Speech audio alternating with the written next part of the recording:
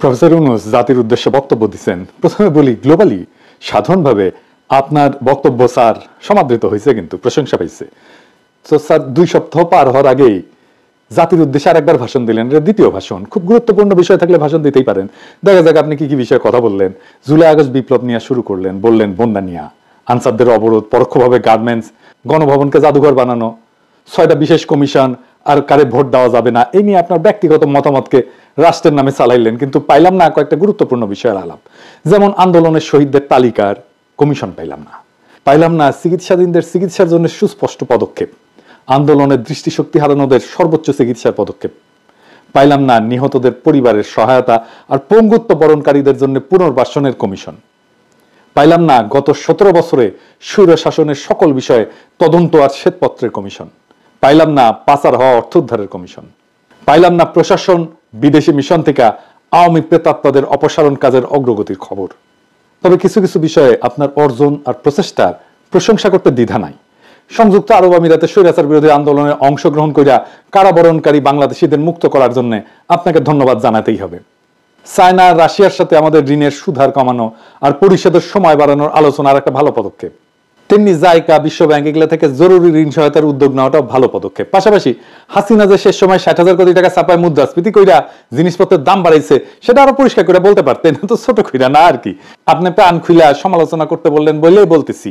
তবে আমরা বললাম আর আপনি শুনলেন কি শুনলেন না, এটা যদি ভিতরের মতলব হয় তাহলে কিন্তু বিষয়টা ভালো হইলো না। আমরা তো কিছু অ্যাকশন দেখতে চাই, তাই না? নাহলে কি আর করা, একটা ব্যবস্থা তো হইতো। কি কন? আজ আমি শুধু ধরবো সংস্কারের জন্য করা 6টা কমিশন নিয়ে। বাকি বিষয়গুলো পরের এপিসোডে আলাপ করব। যেহেতু বাংলাদেশ রাষ্ট্রের কাঠামোগুলো এখনো গণস্বার্থ বিরোধী পক্ষগুলোর প্রভাবী প্রবল, সেহেতু আমি শুরু থেকে 3টা সতর্কবাণী উচ্চারণ করে রাখতেছি। কি কি? 1 নাম্বার, এই কমিশনগুলোকে তাদের উপর অর্পিত দায়িত্ব এবং কর্মগুলোকে অবশ্যই নির্ধারিত 3 মাসের মধ্যে সম্পন্ন করতে হবে। কোনো অজুহাত বা বিবেচনাতে 3 মাসের মেয়াদ বাড়ানো যাবে না। যারা পারবেন না, সংশ্লিষ্ট সেই কমিশন বা কমিশনগুলোকে অযোগ্য ঘোষণা করতে হবে। 2 নাম্বার, সংস্কার ভাবনার রূপরেখাও এরপরে 1 মাসের মধ্যে চূড়ান্ত করতে হবে। তাইলে আমরা ধরে নিতে পারি 2025 সালের জানুয়ারি মাসের মধ্যে এই সমস্ত কর্মকাণ্ড সম্পন্ন করে বাংলাদেশ তার পরবর্তী ধাপে পা রাখবে। 3 নাম্বার, 2014 সালের পর থেকে বাংলাদেশে জনপ্রতিনিধি নির্বাচন, সরকার গঠন, স্থানীয় সরকারের শাসক বাছাই, ব্যবসা বাণিজ্য এমনকি শিল্প মালিকদের সংস্থা এবং শ্রমিক কর্মচারীদের প্রতিনিধি নির্বাচন সহ ধর্মীয়, সামাজিক এবং সাংস্কৃতিক সংস্থার প্রতিনিধি নির্বাচনের লক্ষ্যে কোথাও কোনো একটা অবাধ, সুষ্ঠু, নিরপেক্ষ ভোটাভুটি হয় নাই। সেহেতু যত দ্রুত সম্ভব এদেশের মানুষকে নির্বাচন অর্থাৎ ভোটাভুটির যে আস্বাদ, এটা গ্রহণের অবারিত সুযোগ করে দিতে হবে। কিভাবে? সেই লক্ষ্যে নভেম্বর মাস থেকে সারা দেশে কলেজ, বিশ্ববিদ্যালয়গুলোর ছাত্র সংসদ নির্বাচন আয়োজন এবং অনুষ্ঠানের মাধ্যমে ভোটাভুটির চর্চাকে কেন্দ্র কইরা মহানন্দের রাজনীতি এবং সাংস্কৃতিক উৎসবে ভোটাধিকার বঞ্চিত সকল তরুণ তরুণী, যুবক যুবতীদের টাইনে আনতে হবে। আমাদের ভুলে গেলে চলবে না, দেশের জনসংখ্যার প্রায় অর্ধেক 32 থেকে 33 বছর বয়স পর্যন্ত যাদের বয়স, তারা এখনো একবারও অবাধে, সুষ্ঠু এবং নিরপেক্ষ পরিবেশে অনুষ্ঠিত কোনো নির্বাচনে ভোট দেওয়ার সুযোগ পায় নাই। সব সাধুকে সাবধান করে আমরা বলতে চাই, বাংলাদেশে জুলাই আগস্ট বিপ্লবের মাধ্যমে যে গণজাগরণ সৃষ্টি হয়েছে তাকে তুচ্ছ ভাবার স্পর্ধা দেখাবেন না। এটা ফ্যাসিবাদ, স্বৈরতন্ত্র, পরিবারতন্ত্র, বড়লোকিপনা, এলিটপনা, এনজিও নেতাদের আভিজাত্যাভিমান এবং ইসলাম বিদ্বেষ এবং পশ্চিমা শক্তির অনুরাগ, এই সমস্ত সহ সকল ধরনের ক্ষমতা কুক্ষিগত করার হীন সংকীর্ণ গণস্বার্থবিরোধী কার্যক্রম প্রতিরোধ করে বিজয়ী হয়েছে। ফলে পরিবার, সমাজ, রাষ্ট্রব্যাপী যে গণচেতনা এবং জন আকাঙ্ক্ষা, গণপ্রতিরোধ প্রয়াস সৃষ্টি হয়েছে তা পরাভবহীন, অকুতভয় এবং অজেয়। রাজনীতি, সরকার এবং রাষ্ট্র সংস্কারের প্রায়োগিক ক্ষেত্র অর্থাৎ বাস্তবে যে কাজ হবে, এবার সে আলোচনায় চলে আসা যাক।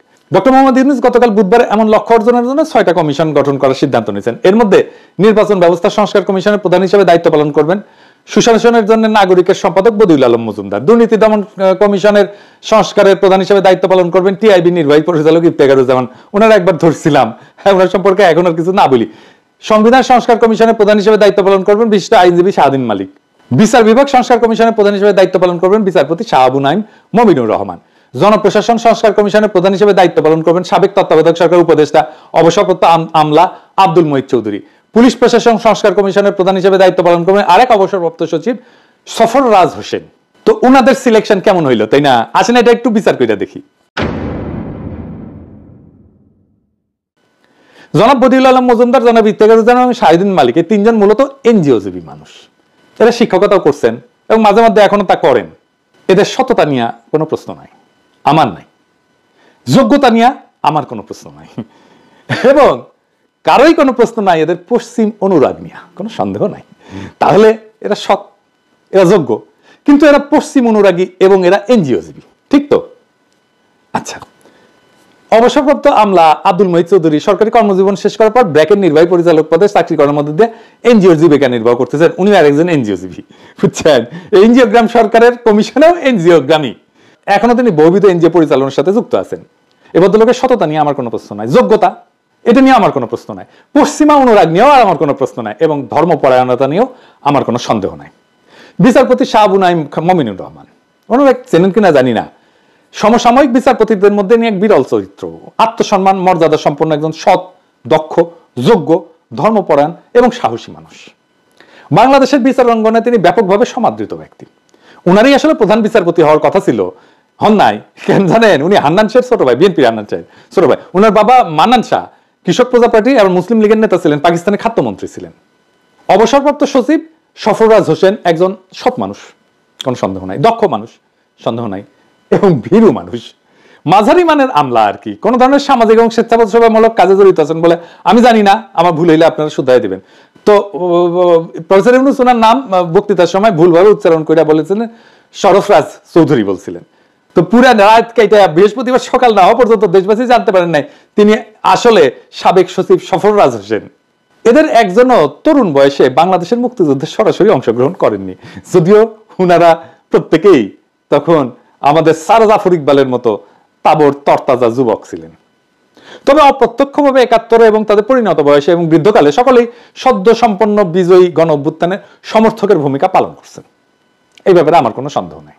জাতিসংঘের তত্ত্বাবধানে প্রত্যেকটা ঘটনার তদন্ত দাবি করে বিক্ষুব্ধ ৭৪ নাগরিকের বিবৃতি, এই শিরোনামে ২৯শে জুলাই প্রথম আলোতে প্রকাশিত খবরে দেখা যায় বদিউল আলম মজুমদার, ইফতেখারুজ্জামান এবং শাহিদিন মালিক সাইন করছিলেন। কিন্তু এইখানে গুরুত্বপূর্ণ বিষয় আছে, স্যার আপনি একটু শুনে থাকেন, আপনি হয়তো খেয়াল করেন নাই।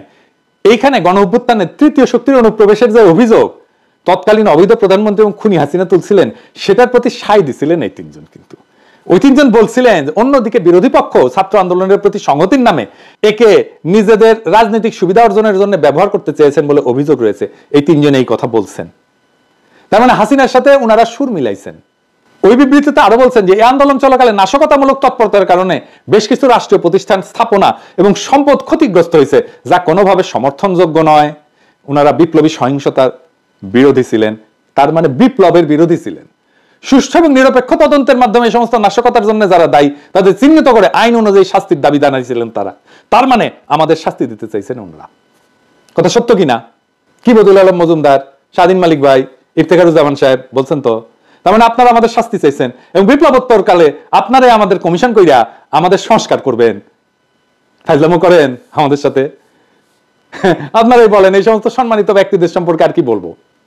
শাহিদিন মালিক সম্পর্কে একটু আলাদা কইরা বলি।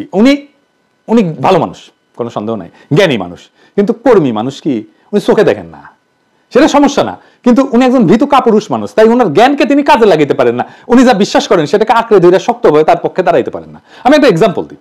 উনি প্রথম শাহবাগ নিয়ে ক্রিটিক করছিলেন যে আদালতের রায়কে রাজপথে এইভাবে চ্যালেঞ্জ করা যায় না, কিন্তু তারপরে শাহবাগীদের ঠাপ খেয়া ওই শাহবাগে এসে উনি আবার সংগতি জানাই গেছেন। তো উনারা দাবরানি দিলে উনি তো ভেঙে পড়বেন, তো উনারা রায়কা লাভ কি? আরো গুরুত্বপূর্ণ এবং এটা খুব জটিল ব্যাপার যে শাহিদিন মালিক মুজিবের তৈরি ৭২ সংবিধানকে মুক্তির দলিল মনে করে। ২০১১-র ১০ এপ্রিল সুজন একটা গোল টেবিল করছিল, ওইখানে শাহিদিন মালিক মূল প্রবন্ধ উপস্থাপন করছিল এবং বলছিল যে ১৯৭২ সালের সংবিধান সত্যিকার অর্থে একটা মুক্তির দলিল।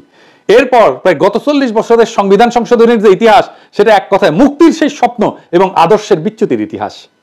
তার মানে সংবিধান সংস্কার বলতে উনি বুঝেন যে ৭২-এর সংবিধানে ফেরত যাওয়া।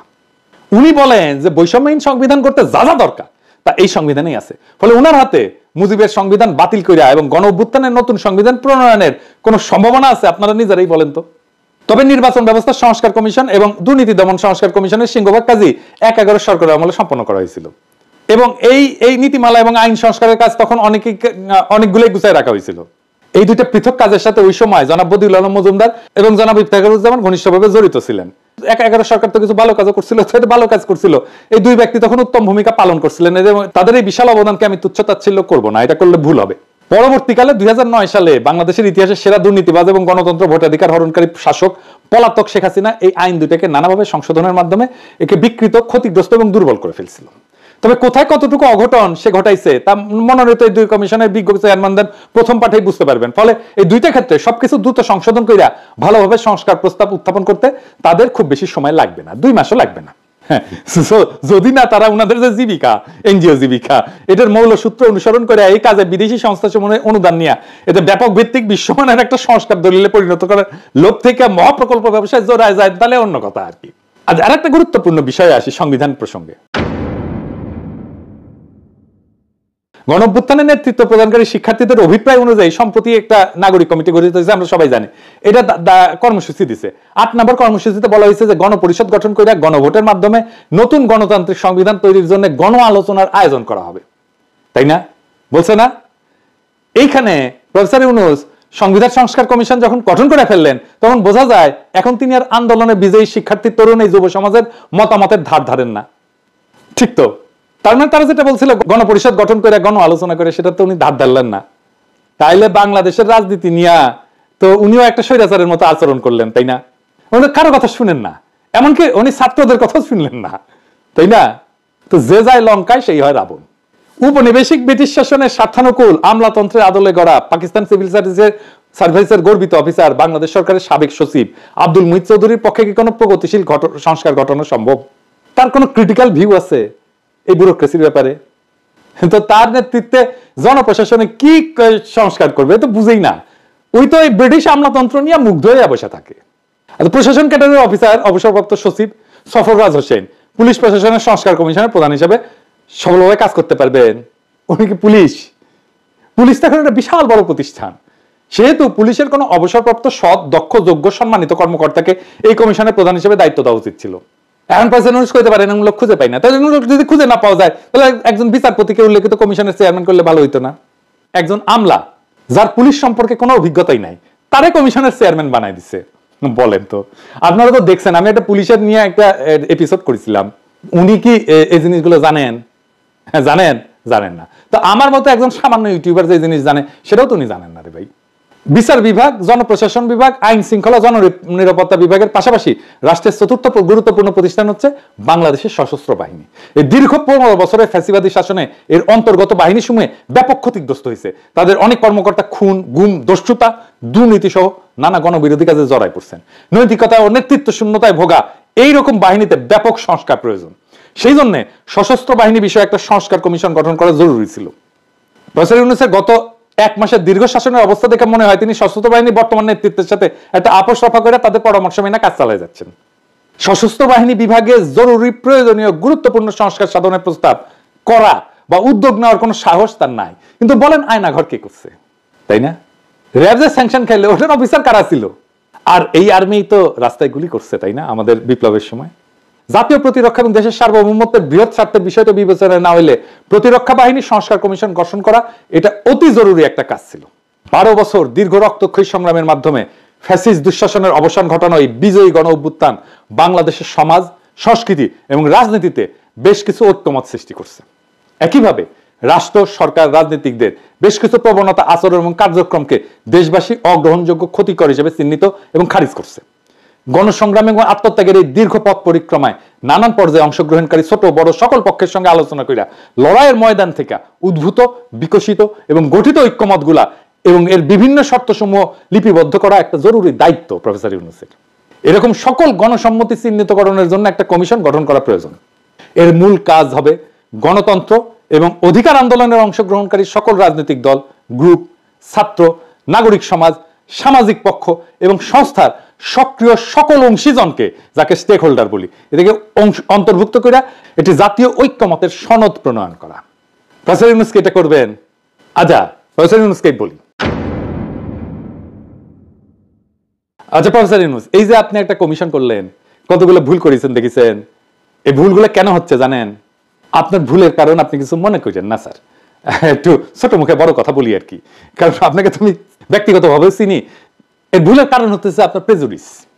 আপনার প্রথম প্রেজুডিস হচ্ছে এলিটদের প্রতি আপনার এক অন্ধবিশ্বাস। আমি এক্সাম্পল দিই, ডক্টর কামাল হোসেনের বিষয়ে আপনি অবসেসড, এরকম আপনি অনেকের বিষয়ে অবসেসড। আমি যতজনকে দেখাইলাম সবগুলো তো এলিট। আপনি এনজিওর বিষয়ে অবসেসড। আপনি কামাল হোসেন গণফোরাম প্রতিষ্ঠা সম্মেলনে আপনি গিয়া প্রধান অতিথি বক্তব্য দিছিলেন না, আবার আপনারা উনি পলিটিক্সে ঢুকাইছিল না, আবার কাইটা পড়ছে পিছে থেকে। আচ্ছা একটা কথা কন্ত স্যার, এই যে কামাল হোসেন যে বালশিউন, যে কিছু জানে না, এটা নিরেট মাকাল ফল, এটা আপনি বুঝেন না? এটা কইতে চান? এটা আমার বিশ্বাস করতে হবে আপনি ঠিকই জানেন, কিন্তু মানেন না। উনার সাথে 10 মিনিট কথা বললে একজন আক্কেলওয়ালা মানুষ বুঝে যাবে উনি কি মাল। এই যে ফ্যাসিবাদ তৈরি হলো, এটাতে উনার দায় আছে না? একটা সংবিধান লিখেছে নানা জায়গা থেকে টুকলিফাই করিয়া, সেটা অসংখ্য জায়গায় সব বিরোধিতায় ভর্তি। এই আপনি সংবিধান পড়ছেন স্যার, আপনি পড়িয়া দেখেন তো ওইটার মধ্যে কতগুলো জায়গায় সব বিরোধিতা আছে। এটা কে লিখছে? উনি লিখছেন তো। আপনি কেন জিজ্ঞান না? উনারা এত গুরুত্ব দেন কেন? যে সংবিধান থেকে জন্ম নিছে ফ্যাসিবাদ, তাও আপনি বুড়া মাথা মোটা এলিটদের সার ছাড়তে পারেন না। ধরেন আপনি এই যে কমিশনগুলো গঠনের আগে যদি কয়েকজনের সাথে আলাপ টালাপ করে নিতেন, মানে আপনি অপদার্থ উপদেষ্টার সাথে না, যারা মুজিবের ছবি লাগায় বন্দনা করে তারা না, এই আন্দোলনের যারা স্টেক হোল্ডার তাদের সাথে যদি আপনি আলোচনা করতেন, আপনার পরিকল্পনাটা সুন্দর হইতো না? আপনার তো নিজের আলাপের দরকার নাই, আপনি বইলা দিলে তো আলাপ করে ফেলে। ধরেন আপনি তো আমারও রিস্ক করতে পারতেন, কারে দিয়ে রিস্ক করতেন সেটা তো আপনি জানেন। আর আমি লিখে দিতাম আপনার প্রপোজাল, নাম ধাম রেশনাল দিয়া, যুক্তি তর্ক দিয়া, যে কেন ওনাকে করতে হবে। আপনি না নেন আমার প্রস্তাব, কিন্তু একটা আপনি অল্টারনেট ভিউ পাইতেন তো আমার কাছ থেকে, পাইতেন না? হ্যাঁ, তো আপনি করলেন না কেন? আপনার তো সময় যাইতো না, কারণ আপনি মানুষ বলেই মনে করেন না আমাদেরকে। আসলে আমরা তো এলিট না, তাই না? বুড়া ভাষায় কথা বলি তো সেই জন্য আমাদের পাতা দেন না। আপনার উপদেশটা তো আপনার ভালো পরামর্শ দিতে পারতেছে না, আমাদের সাথে তো আলোচনা করতে আপনার ভালো লাগবে না, আমরা তো এলিট না। তা আমরা তো সাহায্য করতে চাই, সাহায্য নেন না কেন? আমি সিরিয়াসলি জানতে চাই আপনি নেন না কেন? আপনার বক্তৃতার খুঁটিনাটি নিয়ে আমি আর একটা এপিসোড করব, কিন্তু আপনার দোহাই লাগে আপনার কাজের পদ্ধতি পাল্টান। এটা পলিটিক্স, এটা সামাজিক ব্যবসা বা গ্রামীণ ব্যাংক না স্যার।